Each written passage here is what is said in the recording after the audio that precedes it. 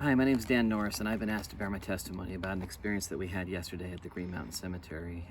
Our children and some friends of theirs were paired up together to canvass an area and to catalog all the individuals and to make sure that a picture was taken of each headstone and the information was gathered on each headstone.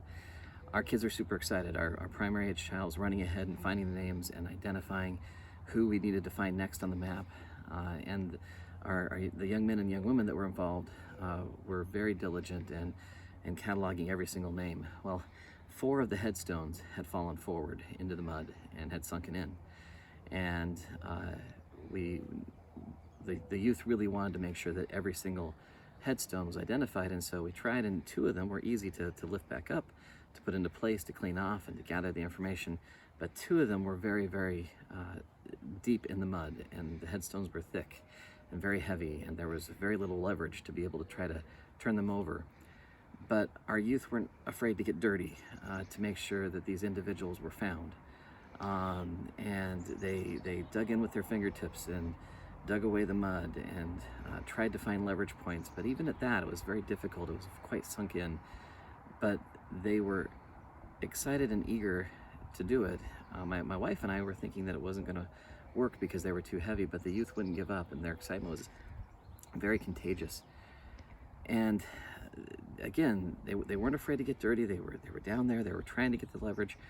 And then one of them was inspired to get a couple of stones and a stick.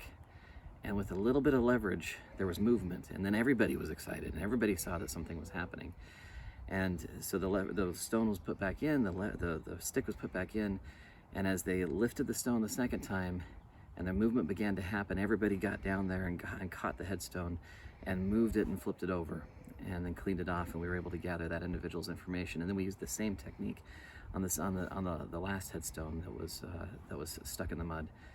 And it got me thinking about the way Heavenly Father feels about each of us. That our youth were eager and they didn't want one of them to be lost. And Heavenly Father doesn't want a single one of us to be lost. And as we work together and as we are persistent and we're not afraid to get dirty and get down there and do what needs to happen, as the movement occurs in individuals' lives and everybody reaches down and helps to turn that headstone over, miracles can happen in individuals' lives. And I know that Heavenly Father doesn't want a single one of us lost. And I saw that excitement and I saw that eagerness in our youth, and it inspired me greatly to see the youth out there doing that work and to think about how that reflects on each one of us individually.